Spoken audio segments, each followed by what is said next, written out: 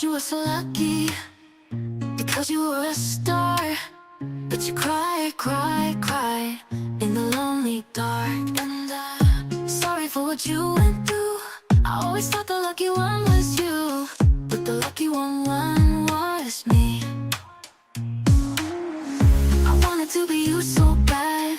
Your life looked like so much fun. The fashion lights and fancy things made it seem like you had won. But little did I know, you were crying all the time. You were hurting inside when everyone thought you were fine. I thought you were so lucky because you were a star, but you cry, cry, cry in the lonely dark. And I'm sorry for what you went through. I always thought the lucky one was you, but the lucky one was me. I know you made some mistakes, but we're all only human. You were judged for everything. They put the blame on you when you were pushed over the edge. It ain't right what they allege. I thought you were so lucky, but the lucky one was me. I thought you were so lucky because you were a star, but you cry, cry, cry in the lonely dark. And I'm sorry for what you went through. I always thought the lucky one was you, but the lucky one was me.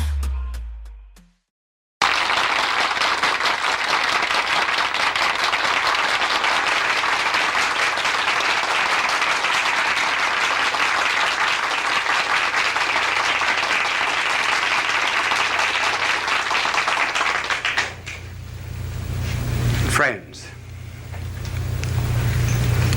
in a certain city, a politician was running for office, and he advertised for volunteer workers. There were so many young women appeared for the job as volunteers that there was a near riot. Were they interested in politics? No, the first question they asked was, how many men have appeared? They were part of the lonely young women of this great city. And then I know of an old woman who stays up every night until 12 o'clock to hear the announcer say, "We are now signing off. Good night, and have a good sleep." That relieves her of her loneliness. There was really and truly, a woman wrote to me and told me that my program was the only one to which her cat ever listened. So our subject tonight has to do, to some extent, with loneliness. It affects all ages. Children are lonely. 5 million of them belong to divorced parents in this country. Boys get lonely. That's why they join gangs, because they get power which they do not individually have. Young girls are lonely when they get a pimple on the nose. Older girls are more lonely still when the boy treats them as a glass, throws the glass aside after he has taken the drink. They find then that they're just a replaceable part in the great erotic IBM machine. Their loneliness increases. Then there's the loneliness of leadership, being the top man on the totem pole. There's the loneliness of being at the bottom of the totem pole, because you're just one of the masses. And you're apt to lose your personality. The loneliness sometimes of marriage, where all the jokes have been told. There's no new event to narrate. And it's the terrible solitude of being alone together. And then even when it does remain fine and noble and rich, even in moments of greatest unity, there is a feeling of apartness after such an ecstasy. One hopes to completely submerge oneself, and yet one finds oneself back again. The hypochondriacs, of course, are lonely. And so we were asked to talk on this program about this subject of loneliness. And I'm going to give, after these facts, which we have just narrated, I'm going to give first the causes, and then I'm going to suggest some remedies. Now, I didn't know whether to use the blackboard or not. My angel is here, and I cannot think of any diagram that I could use. Just write causes on the board.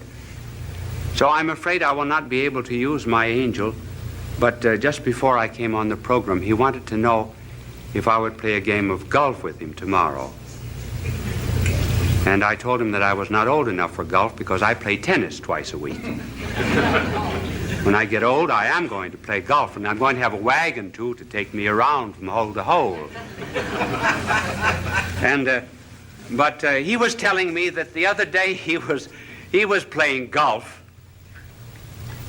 and he drove off 225-yard hole it was, and the ball went right into the cup. And he looked up to heaven and he said, "Dear Lord, let me do this by myself."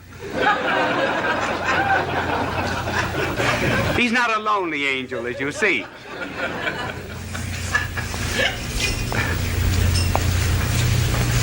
Now, what are the causes of loneliness? Well, one of the causes of loneliness has to do, first of all, with the lonely people themselves. And another reason why they are lonely is because of people who are not lonely. First of all, on account of the lonely themselves. They want to be loved too much. They want to love, to be loved. Now, there's nothing wrong about wanting to be loved, because we're all Stradivarius violins without bows. I didn't mean that pun. We are... One of the difficulties of an unprepared, unscripted play.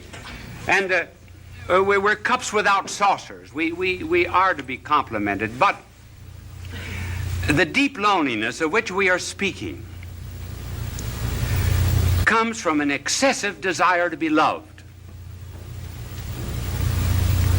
The more I want to be loved,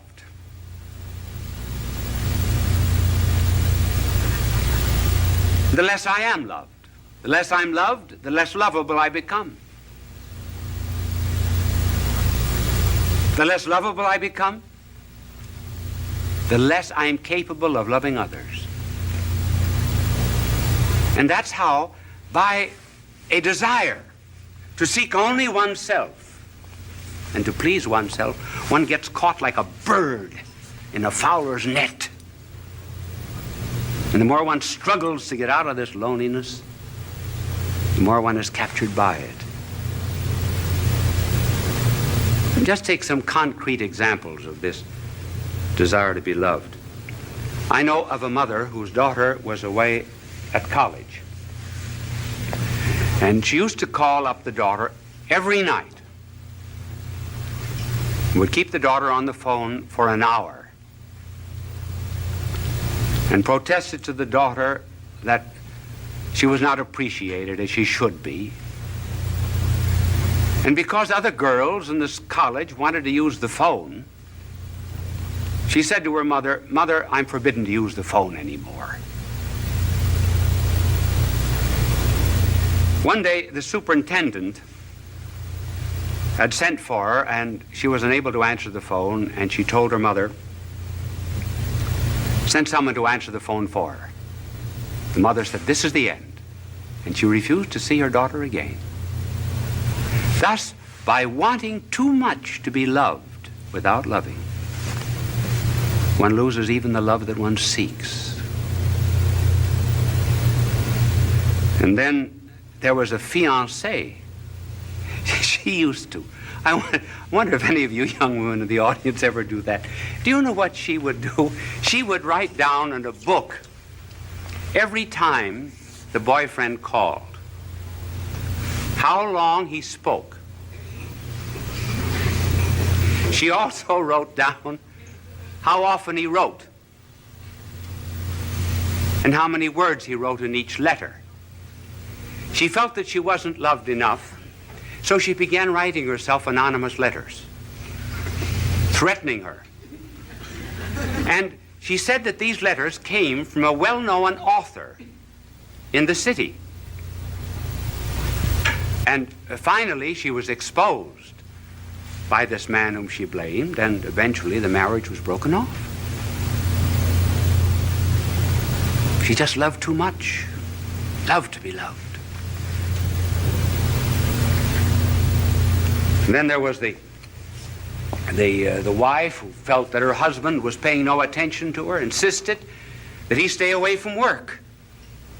She wanted to go to a picnic, wanted to go to the beach, and he found excuses many times, and finally he lost his job. The marriage broke up. So one of the principal reasons of loneliness, therefore, is this egotism which seeks only oneself. And you can already see the cure anticipated by the mere fact that we mention this cause. But then there's another cause of loneliness, and that's on the part of the people who are not lonely. They do not bring any love to these people.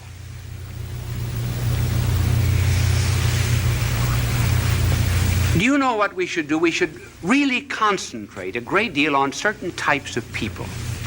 We should concentrate on the unfortunate, on the poor, on the socially disinherited,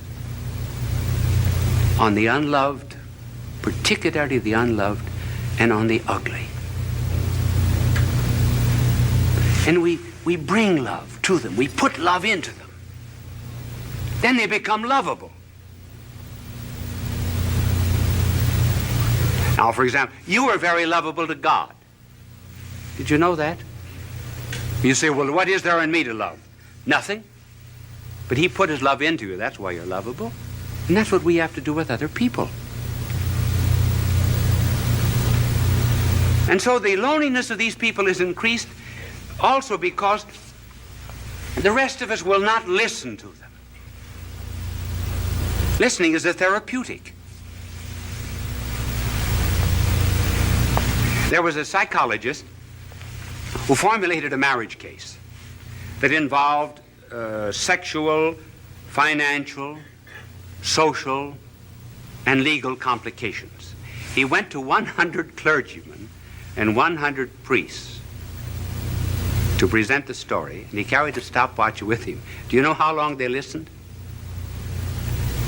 The average was 2.5 minutes. Then off-the-cuff answer. They refused to listen.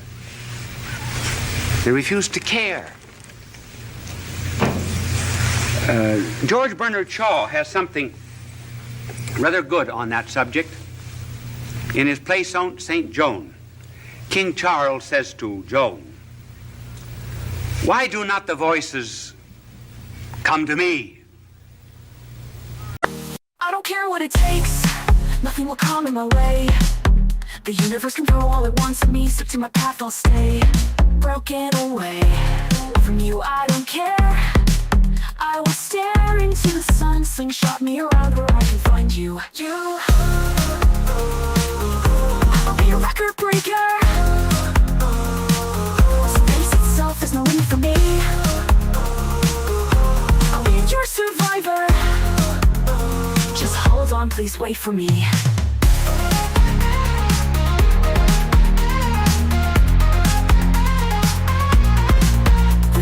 cosmos in my way. I don't care what they say. Supernovae and black holes, get out of my way.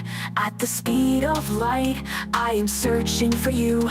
In the moments to come, I'll break the boundaries for you. For you, I will be your record breaker. Space itself is no limit for me. I will be your survivor. Just hold on, please wait for me. I will be your record breaker. Space itself is no limit for me. I will be your survivor. Just hold on, please wait for me. With the cosmos in my way, I don't care what they say. Supernovae and black holes, get out of my way. At the speed of light, I'm searching for you. In the moments to come, I'll break the boundaries for you.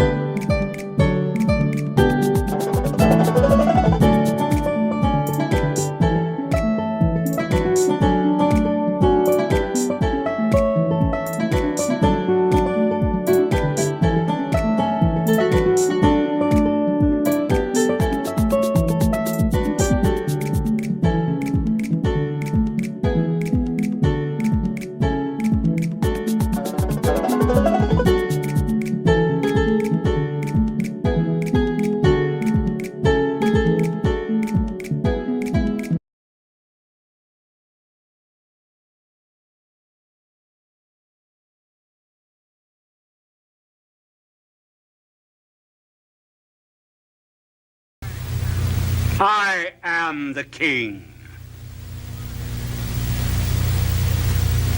And Joan answers, they do come to you, but you do not hear them. You have not sat in the field in the evening listening for them. You prayed from the bottom of your heart and listened to the thrilling of the bells and the trilling of them after they had stopped ringing. You would hear the voices, just as I do. In other words, listening is a therapeutic, a cure for lonely people. We do the same thing with our prayers. We wouldn't do to a doctor what we do to God. Would we go into a doctor and mumble off all of our symptoms and then say, bye, doctor? Not listen. So listening on our part, refusal to listen, is one of the causes that intensifies this forsakenness.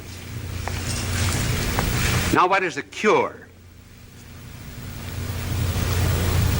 Well, there are several cures, and we will just have time to mention one that is very important, namely caring for other people. When we're lonely, go out and serve. Then loneliness goes out through our fingertips. Our heart opens. The Chinese have a proverb, if you're without shoes, go out and find a man without any feet.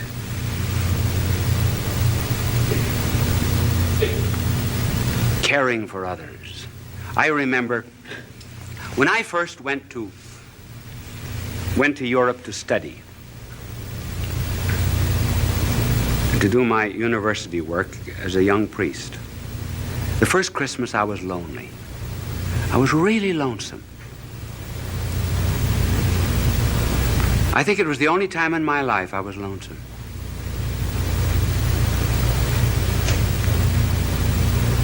What would I do?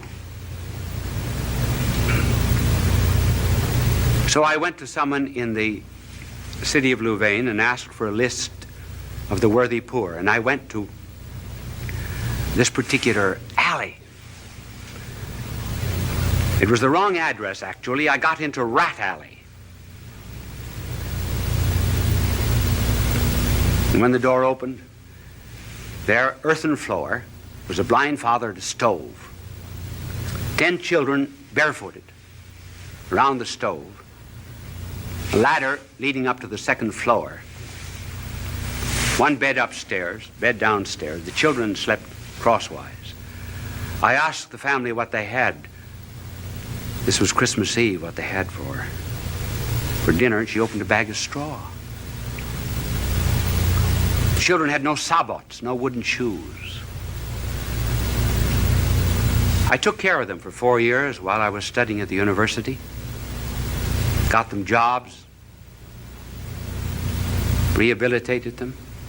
I felt at times perhaps they were drawing on me. But do you know that the day that I went up for my examination as a professor at that university, as I went in at 9 o'clock to face 200 professors, I saw the whole family coming down the street. I asked them where they had been. They said, for the last 2 days, we've been at a shrine praying for you that you would pass the examination. We walked all the way back. I was never lonesome again. That's the cure. Helping the neighbor.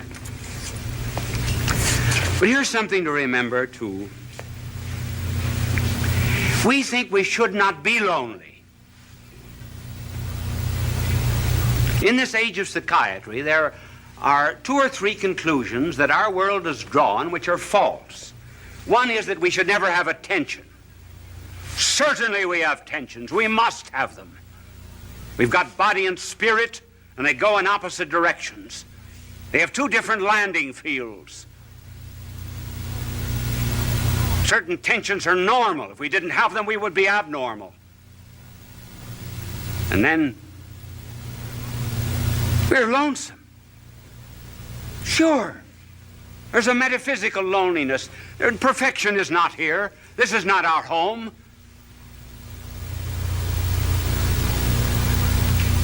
I've got something that I want in my heart that nothing on this earth can satisfy, and nothing can satisfy you either. And we know it very well. So what's the cause of this loneliness? What are we looking for? Well, we say we're looking for God, yes. But then I know what you will answer. What does God know about loneliness? Now that's a good question. That's a good question. What does he know about loneliness? Does he know anything about the loneliness, for example, of a babe in Afghanistan who has no better home than just straw? Does God know anything about the loneliness of a mother who has to gather up a child in order to escape a dictator and fly halfway across Africa?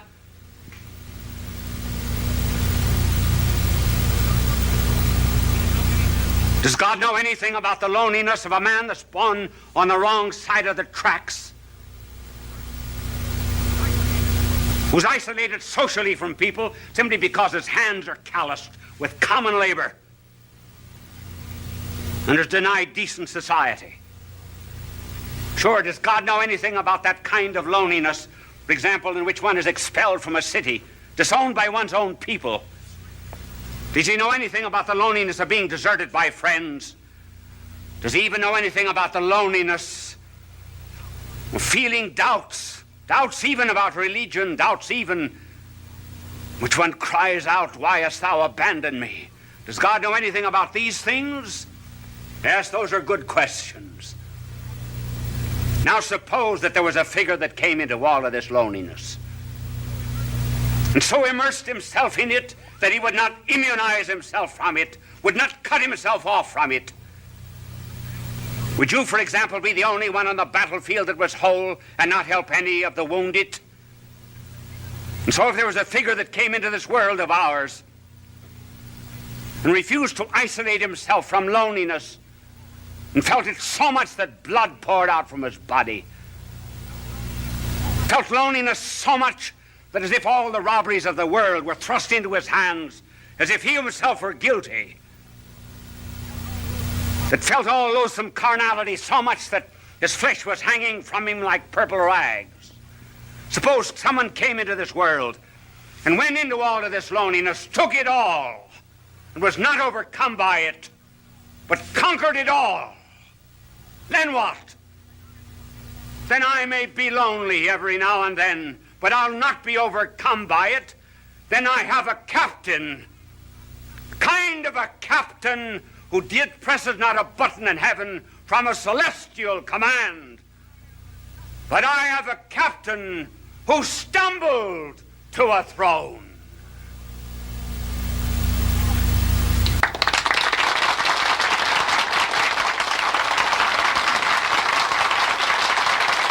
Bishop Sheen will return in a moment. Did that telecast seem a little short to you? Actually, I was just informed that we were 1 minute short. Now, I have a clock before me over there, and I keep my eyes on it. But this clock here was right. I finished 3 seconds before the time. But up in the control room, that celestial command that I just talked about, they figured it wrong by 1 minute. So they asked me if I could, instead of coming out for a very brief closing, come on and talk to you for 1.5 minutes. Now, you are put to the test. If that telecast seemed very short, you are enjoying it. We would say time passed like anything. If you were not enjoying it, it seemed very, very long. As a matter of fact, this 1.5 minutes will seem interminable to you. Now, I want to tell you, my good people, that I have to leave you now. Are you a bit lonely? I am. I'm lonely too. Bye now, and God love you. Fulton J. Sheen is indeed a man for all seasons. He walked a paced beat, allowing us to glimpse his nature and ponder its worth and to enjoy its presence. Bishop Sheen authored over 90 books. He broadcast countless radio and television programs and ministered in many parts of the world to people of every belief. As he said many times, it is not a unity of religion we plead for, but a unity of religious people. We may not be able to meet in the same pew, but we can meet on our knees. The bishop wrote 94 books, recorded countless radio shows, and appeared on hundreds of network and syndicated television programs. His legacy is... And when they finally came up to the front row, where I could see them very well, I leaned over and I said to one of them, I said, "What's the idea of taking up a collection during this lecture?" He said, "To get better